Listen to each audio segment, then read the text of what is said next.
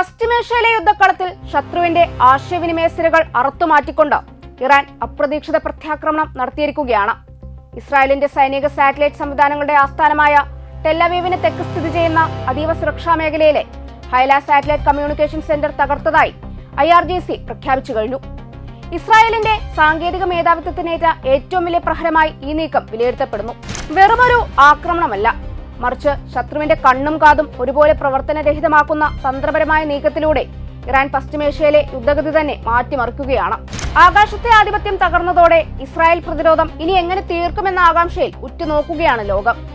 IRGCയുടെ public relations വിഭാഗം നൽകിയ വിവരങ്ങൾ പ്രകാരം ഇസ്രായേൽ യുദ്ധവിമാനങ്ങളുമായി ബന്ധപ്പെടുന്ന പ്രധാന ഉപഗ്രഹ ആശയവിനിമയ സംവിധാനങ്ങളിൽ ഒന്നായിരുന്നു ഈ കേന്ദ്രം. പ്രത്യേകമായി ആസൂത്രണം ചെയ്ത ഒരു ഓപ്പറേഷനിലൂടെ IRGC എയ്റോസ്പേസ് സേനയുടെ ചാവേർ ഡ്രോണുകൾ ഉപയോഗിച്ചാണ് ഈ സൗകര്യം ആക്രമിച്ചതെന്നും അവർ വ്യക്തമാക്കി.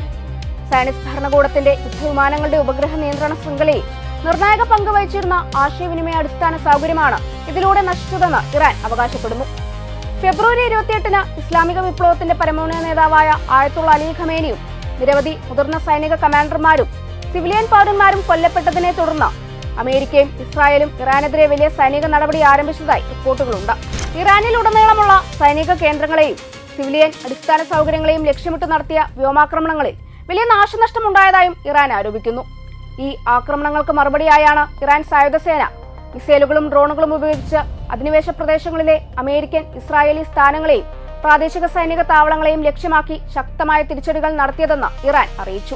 പശ്ചിമേഷ്യയിലെ പുതിയ ഏറ്റുമുട്ടൽ മേഖലയിൽ കൂടുതൽ സംഘർഷങ്ങൾക്ക് വഴിവെക്കുമോ എന്ന ആശങ്കയോടെ ലോകമിപ്പോൾ സംഭവ വികാസങ്ങൾ നിരീക്ഷിക്കുകയാണ്.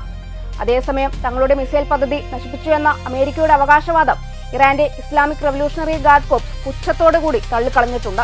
കൂടുതൽ പ്രൊജക്ടൈലുകൾ വിന്യസിക്കുന്നുണ്ടെന്നും 1 ടണ്ണിൽ കൂടുതൽ ഭാരമുള്ള വാർഹെഡുകൾ നിരവധി എണ്ണം കൈവശമുണ്ടെന്നുമാണ് അവർ വ്യക്തമാക്കിയിരിക്കുന്നത്.